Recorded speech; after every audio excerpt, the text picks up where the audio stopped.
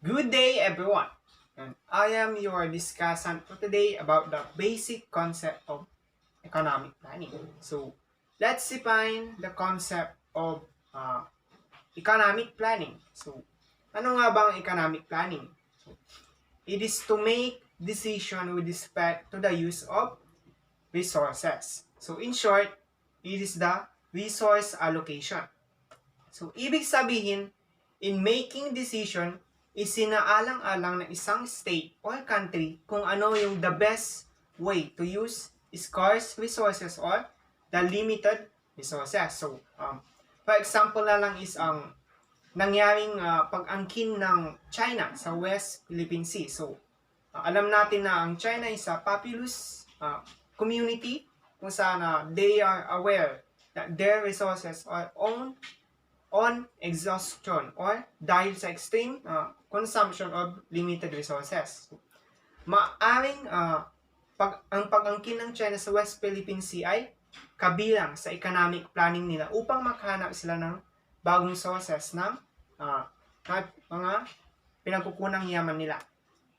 So, it is also a term used to describe the long-term plans of government to coordinate and develop the economy. So, for example na lang dyan is, government is the central authority of economic planning. So, ang isang government, they are trying to make decisions and plans to resolve issues at the same time the economic growth. So, there is a certain period of time para ma-achieve yung objectives or the result of economic planning. Gaya na lang ng 5-year plan ng India.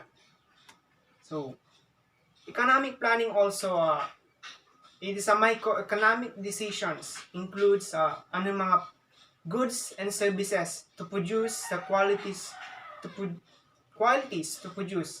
Ganun din sa macroeconomics decision include the rate of investment and the extent of foreign trade. So, anything connected about the economy, either micro or macro, is included sa economic planning. So, for example lang isa, wages of people ay kasama sa pagpaplano ng to prevent unemployment and to the export din. Let's identify naman natin ang objectives ng economic planning. So, una dyan is the economic growth. So, in determining the economic growth of the country, such as increase in nation's production of goods and services, increase in capital goods, grow in labor force, technological improvement or advancement, and increase in human capital that can all contribute to economic growth of one country. Second, reduction of economic inequalities. So, inequality hurts the growth of economy. So, dito papasok ang unequal distribution of income and opportunities between different groups of society. So, for example na lang is, according to the ASEAN Trade Union Council, the Philippines has the highest rate of economic and social inequality in Southeast Asia. So, dahil dito, the growing gap between the Philippines richest and the Philippine poorest citizens. So, and isa din dito ang mga indigenous groups remain the most disadvantaged. Bakit? So, dahil sa discrimination and lack of opportunities gaya ng education, healthcare, and trabaho. And not only in the Philippines, but it is the most concern sa lahat ng country sa buong mundo. So our government, ginagawa nila ang kanilang makakaya to reduce these inequalities, economic and social inequalities, to better education, healthcare, social safety, higher and broader economic growth. So, lalong-lalo na sa mga agriculture. So, pangatlong objectives ng economic planning, balanced regional development. So, to bring about balanced regional development, nagsuggest ang Asia ng mga possible solutions. First is improving regional connectivity, utilization of local resources, at expansion ng employment opportunity sa mga region places na malalayo sa city. And pangapat is the modernization. So, kapag sinabing modernization, it is about classic economic modernization. Refers to the changes in the field of economics. It can be industrialization of production, application of modern technologies, the continuous growth of the economy, ganun din sa productivity, improvement of economic welfare and social equality. So, fifth, last, reduction of unemployment. So, kapag sinasabing unemployment, so these are the individuals na employable. So, ready to have work. Pero ngunit, they are unable to find work.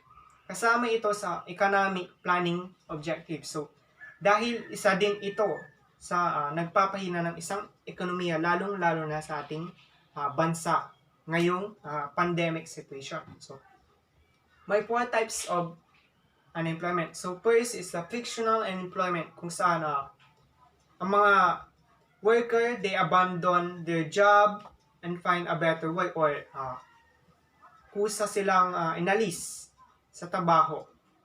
Second is the structural unemployment.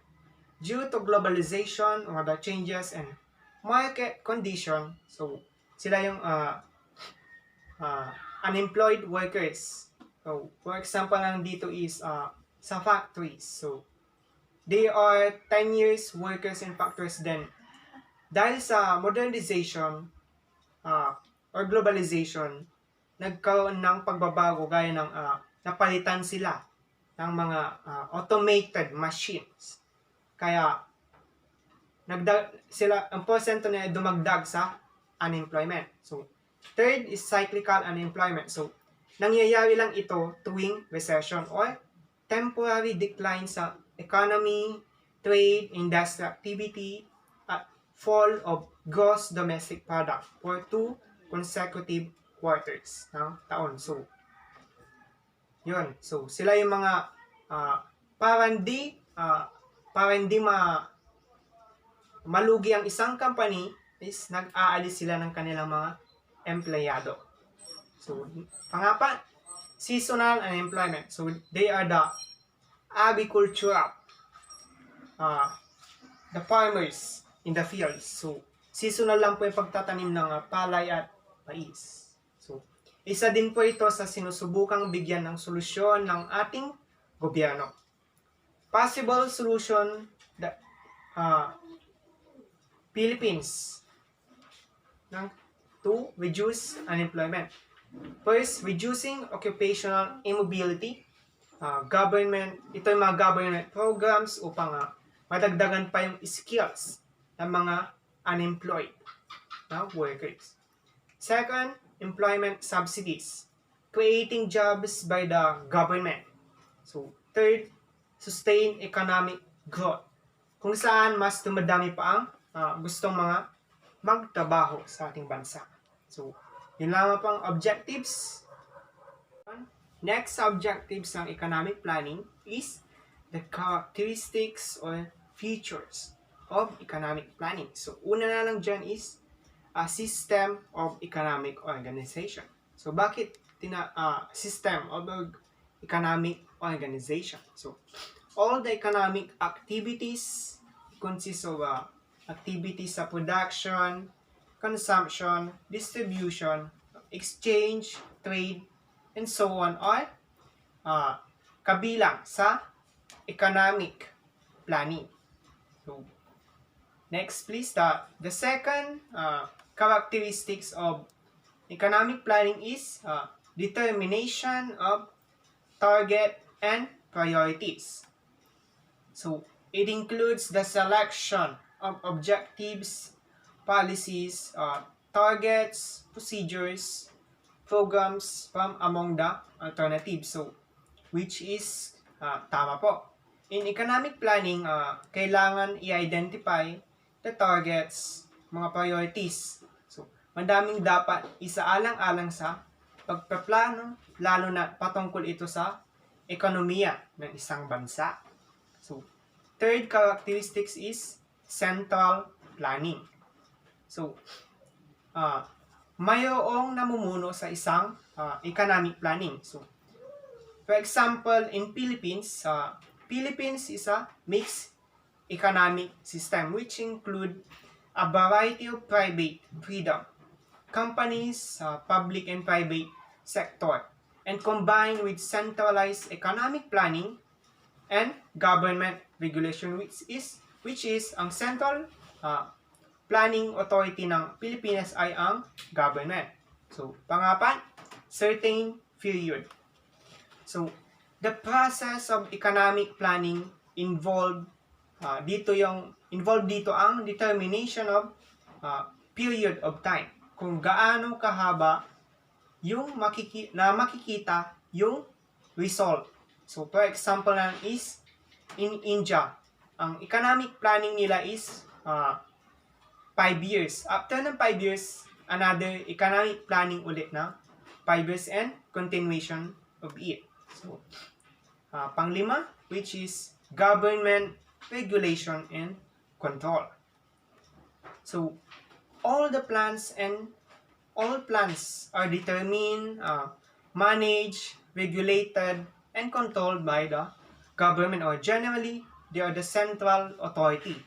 So, without rules and control ng government, it can lead to unlimited control ng public at private sector sa ekonomiya. Kaya napakalaga ng gampanin ng gobyerno dito sa ating Pilipinas. So, last characteristics, which is economic and social government. So, ang pinaka-aim or motive ng economic planning is for economic development, social welfare, and the social security. So, yun lamang po as types of economic planning. So, una na lang dyan is the capitalist planning. So, all the resources are managed and controlled by a private entrepreneurship or company. So, sa capitalist planning,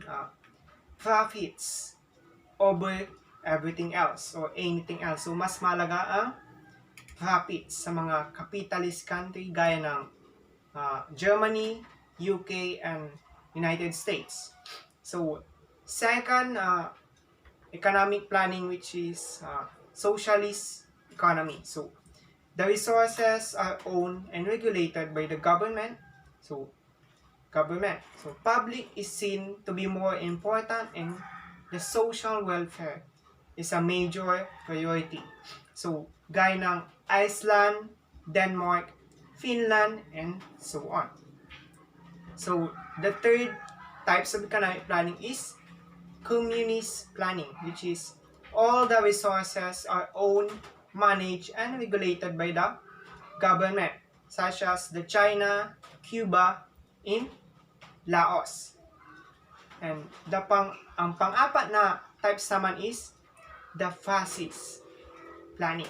So, the planning is regulated and directed and controlled by the individual. So, it can be head of the state or tinatawag siyang dictator, tulad ng Germany or the Hitler and the Italy. So, the last types of economic planning is democratic planning. So, these types of planning is adopted in mixed economies. Both the public and the private sector work under the government rules and regulation in control. So, example na lang dito ay ang ating bansang Pilipinas. kung saan tayo ay mixed economy. It is the most ideal as it would prevent companies from having too much control over the economy and allow better government regulations on important commodities.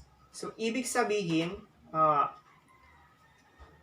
napakahalagang gampanin ng government sa economy natin to prevent the unlimited control ng mga companies sa economy. So may mga iba pang types of economic planning on the basis of long-term and short-term planning. So pag sinabi natin long-term planning, umabot siya ng 5 to 10 years. Pag short-term planning naman is months or less than a year. Tas pag permanent planning naman is it is a 5-year plan. So gaya ng India na consecutive 5-year economic plan ang kanilang pinatutupad, and emergency plan. So itong emergency plan naman nito is sa mga emergency situation, floods at pandemics gaya ng pandemic gaya sa ating bansang Pilipinas. So